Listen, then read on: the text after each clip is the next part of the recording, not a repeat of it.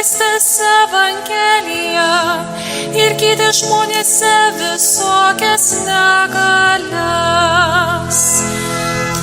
Alleluja, alleluja, alleluja.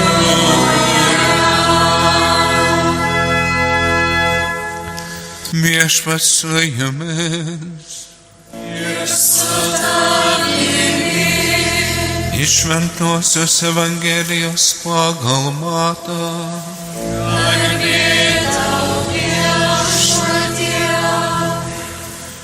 Išgirdęs, kad Jonas suimtas, Jėzus pasitraukė į Galilėją. Jis paliko Nazaretą ir apsistojo Kafarnaume prie ežero, kur susieina Zabulono ir Neftalio sritys. Išsipildė pranašo Izaijo žodžiai. Zabulono žemė ir Neftalio žemė, paežerės juosta žemė už Jordano, pagonių Galilėja, tamsybėje tūnanti tauta išvydo skaisčią šviesą, gyvenantiems suksmingoje mirties šalyje užtekėjo šviesybė. Nuo to meto Jėzus ėmė skelbti: atsiverskite, nes čia pat dangaus karalystė.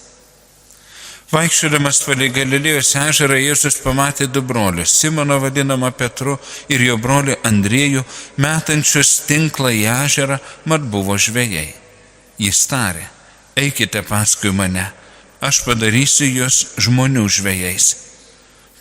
Tuodu tojau paliko tinklus ir nuėjo su juo. Paėjęs toliau, Jėzus pamatė kitus du brolius, Zebedėjaus sūnų Jokūbą ir jo brolį Joną.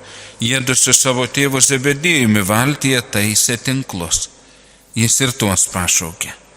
Jie tučtojo palikę valtį ir tėvą nuėjo su juo. Jėzus vaikščiojo po visą Galilėją, mokydamas sinagogose, skelbdamas karalystės evangeliją ir gydydamas žmonėse visokias ligas bei negalias. Tai viešpaties žodis.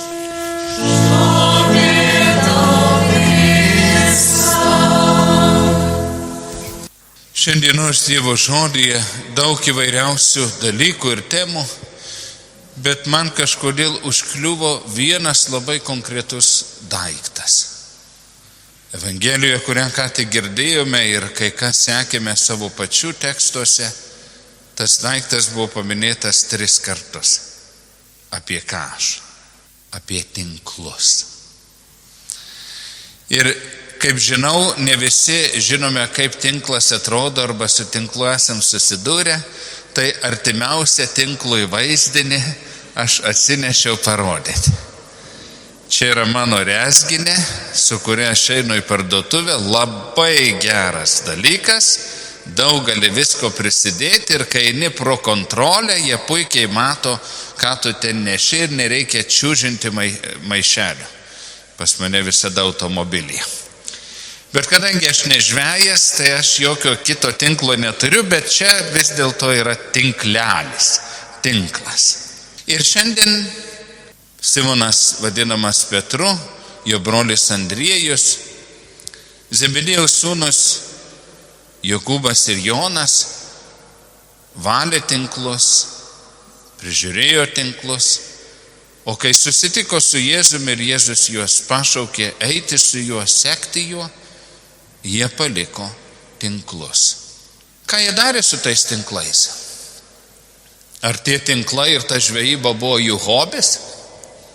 Jie, kad nervus nuraminti, kad nuo žmonos pailsėti, kad ore pabūti grinam? Ne. Jie žvejojo tais tinklais, nes tai buvo jų išgyvenimo ir pragyvenimo šaltinis. Tai buvo jų darbas, ne pašaukimas, jų darbas. Gerai, kad sutampa su pašaukimu, bet kaip dažnai darbas sutampa su pašaukimu? Dažnai kažkodėl mes esame kažkas viena, o mūsų darbas truputėlį kažkas kita, ką turime daryti ir padaryti, kad turėtumėm pragyvenimą. Ne visiems tai pasiseka kaip man, kad pašaukimas ir darbas sutampa. Nuo šiol žmonės žvejosi. Bet iš tiesų mes vis dėlto naudojame tinklus kasdienėme gyvenime, jeigu taip galim sakyti, perkeltinė prasme. Ir tais tinklais, apie kuriuos aš netrukus čia šnekėsiu, yra 5 jų rūšis, mes gaudome gyvenimo sėkmę ir laimę. Visi be išimties gyvenime gaudome tinklais sėkmę ir laimę. O jeigu nepavyksta pagauti, tai gal dėl to, kad sužinosim, kokius tinklus naudojam. Pirmasis tinklas, kurį naudojame, yra kontrolės tinklai. Yra žmonės, kurie naudoja kontrolės tinklus, jie viską kontroliuoja, jie santykius, jie laiką, jie užduotis kontroliuoja, jie negali nieko leisti nei į šalį, nei pro šalį. Ir kadangi ne visi, ypač ledo, oro įvykiai, saulės, tai kontroliai pasiduoda, jie sako, todėl, kad nevyksta taip, kaip aš suplanavau, taip, kaip aš susidėliojau, nepavyko dar pagauti gyvenimo sėkmės ir laimės. Bet jeigu pasikeis oras, jeigu pasikeis valdžia, jeigu pasikeis kelias, jeigu kas nors pasikeis, va tada vėl sugrįžt kontrolė ir tada jau laimė gyvenimo ir sėkmė bus mano rankose. Bet iki tol reikia dar griežčiau viską kontroliuoti, dar labiau viską sužiūrėti, kad niekas pro šalį. Kontrolės tinklai. Antra tinklų rūšis, kuriais mes gaudome laimę ir sėkmę, yra turtai ir nuosavybė, pinigai. Ko reikia, kad būtumėm laimingi ir sėkmingi? Reikia daugiau turėti. O kad daugiau turėti, taigi nieks neduos, reikia dirbti. Ir aš nežinau, ką jūs savo galvojate, šitaip gaišti sekmadienio tas 4 valandų čia, taigi galėtume tiek padaryti, tiek uždirbti, nes įtariu, kad iki pilnos laimės ir sėkmės tikrai dar trūksta. Nes tie, kurie nuosavybės ir turto ir pinigų tinklu gaudo laimę ir sėkmę, jos nepagauna. Nes per mažai, vis dar per mažai. Reikia daugiau turėti, reikia daugiau dirbti. Ir tada galėsi užsisakyti per Omnivą. Nes Omnivos šūkis ant autobusiuko parašyta: pristatome džiaugsmą. Tai jeigu jums trūksta džiaugsmo, užsisakykit per Omnivą. Nes jie ne prekes, ne daiktus pristato, jie pristato džiaugsmą. Ir iš tiesų būtų galima paduoti juos į vartotojų teisių apgavimo teismą, nes jie apgavinėja savo vartotoją klientą. Negali, jie tikrai negali pristatyti džiaugsmo. Net jeigu pristatytų, mes čia nesėdėtumėm. Mes stovėtumėm prie paštomato ir lauktumėm tą džiaugsmą pasimti. Bet jis tikriausiai kainuoja. O kadangi jis kainuoja, reikia daugiau turėti. Reikia daugiau turėti. Ir jeigu šiandien dar su tuo tinklu nepagavome sėkmės gyvenimo ir laimės, tikriausiai per mažai dar turime. Trečioji tinklų rūšis, su kuria mes gaudame gyvenimo laimę ir sėkmę, yra įvaizdis ir pozicija. Yra įvaizdis ir pozicija.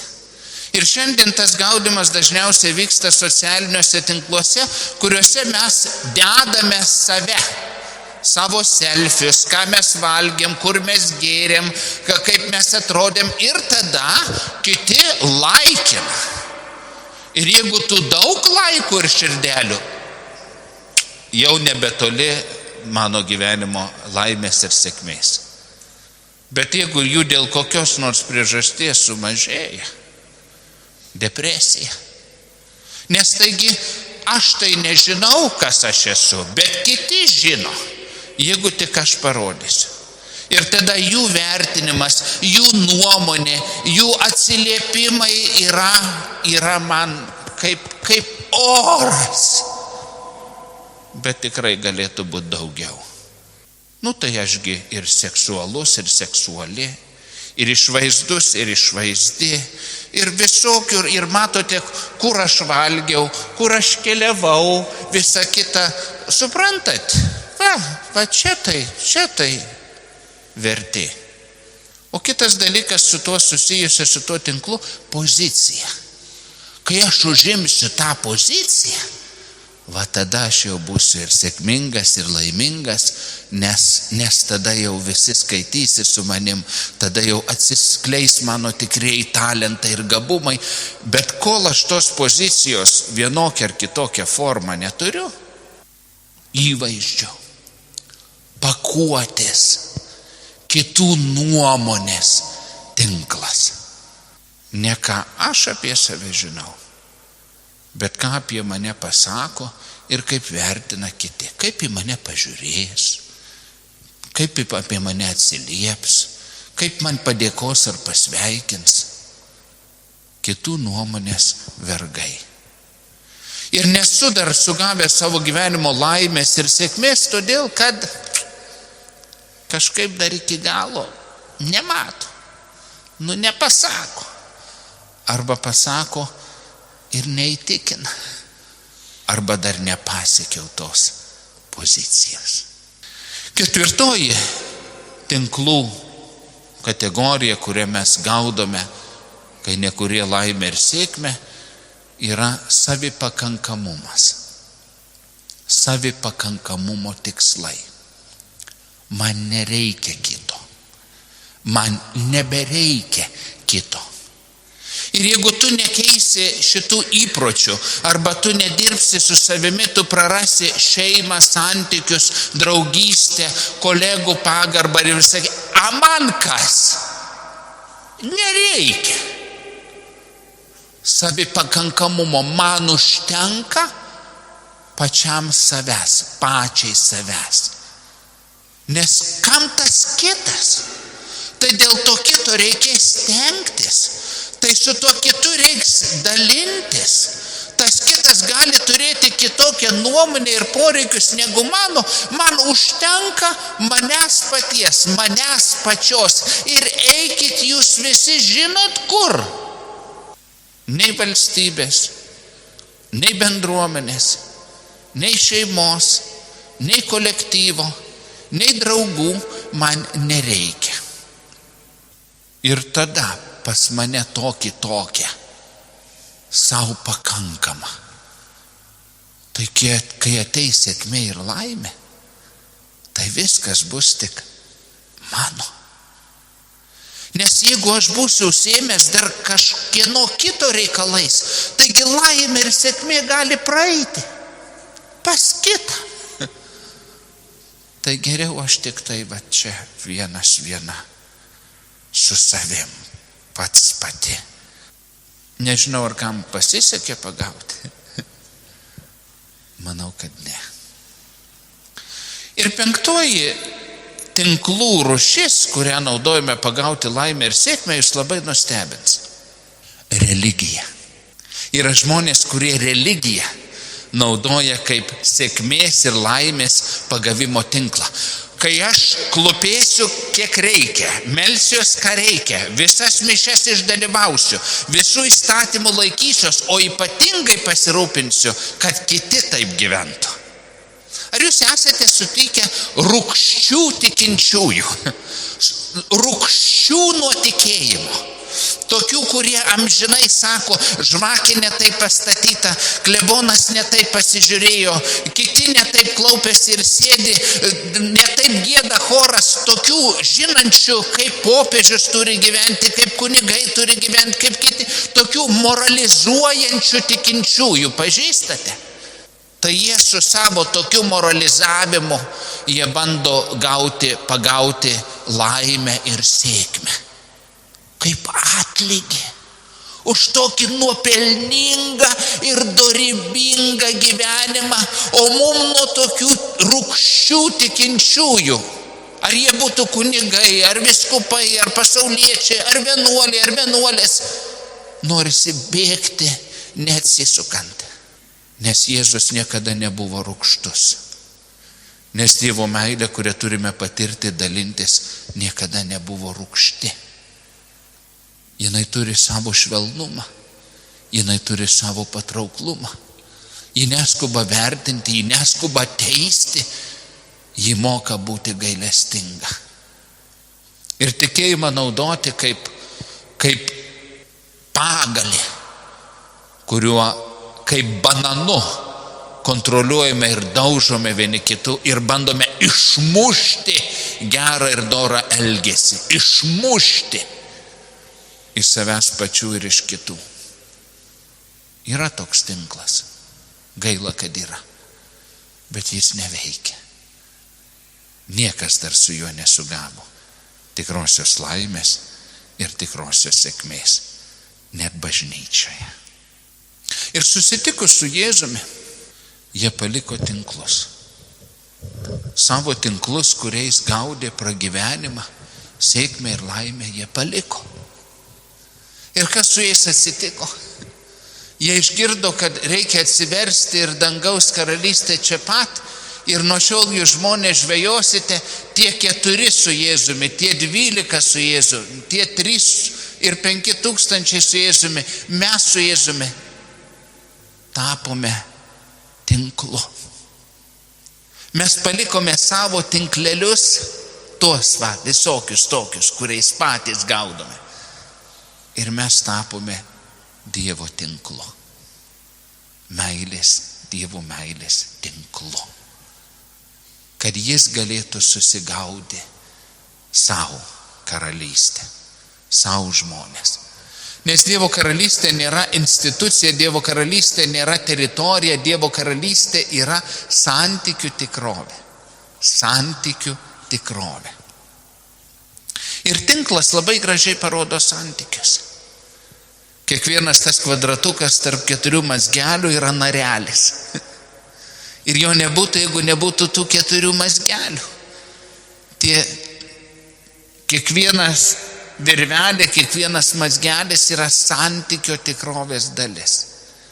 Ir nereikia būti kažkuo labai išskirtinio, kažkuo labai kitokio. Užtenka būti santykyje, kad galėtum būti Dievo meilės tinklo dalis. Ir tokiu būdu patirti, iš kur ateina tikroji gyvenimo sėkmė ir laimė. Taigi reikia pakeisti mąstymą, reikia atsiversti metanoją, pakeisti mąstymo iš laimę ir sėkmę gaudau aš su savo pseudo tinkleliais, arba laimę sėkmę priimu aš kaip tinklas, kuris sugauna. Ir reikia atsiversti. Ne tik pakeisti mąstymą, bet reikia atsiversti. Reikia savo namuose turėti šventojo rašto knygą arba Bibliją ir reikia ją atsiversti. Ir atsivertus pradėti skaityti. Nes, broliai seserys, jeigu jūs savo tikėjimo praktikoje neturite savo Biblijos, savo šventojo rašto, tai jūs mažamečiai, nemokantis tikriausiai nei skaityti, nei rašyti. Nes kiekvienas tikintysis turi turėti švento rašto knygą. Nes tai yra pagrindas, dėl ko mes mokėme skaityti ir rašyti. Ne kad balabaikas perskaitytume, kur vieną dieną yra tokia tiesa, kitą dieną kitokia. Mes pirmiausia mokėme skaityti ir rašyti, kad galėtumėm perskaityti ir priimti ir suprasti Dievo žodį, kuris yra amžinas, pranokstantis tautas, pranokstantis kultūras, pranokstantis istoriją, nors yra istorijos dalis. Atsiversti ir skaityti. Ir pagalvoti, o tai kokiais tinklais aš iš tiesų iki šiol gaudžiau savo gyvenimo laimę ir sėkmę. Ir gal juos palikti ir leistis būti Dievo tinklu.